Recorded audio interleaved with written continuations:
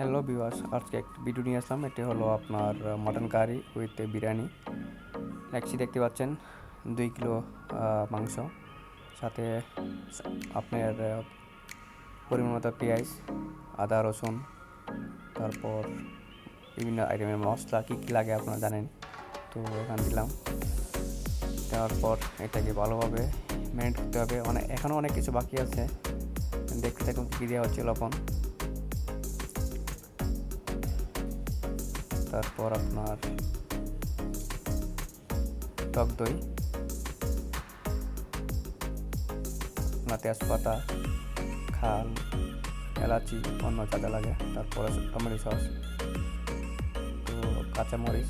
তো এগুলো দিয়ে ভালোভাবে ম্যারিনেট করে কিছুক্ষণ রাখতে হবে, আধা ঘন্টা পরিমাণ।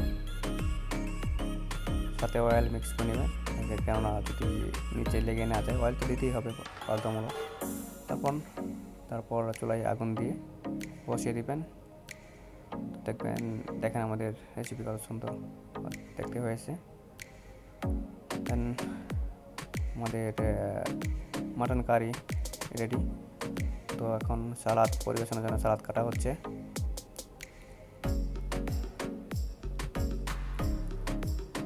তো এটা হলো আমাদের বিরিয়ানির যে রাইস চাউল, তো মাটন অ্যান্ড রাইস মিক্স করে খাওয়া হবে।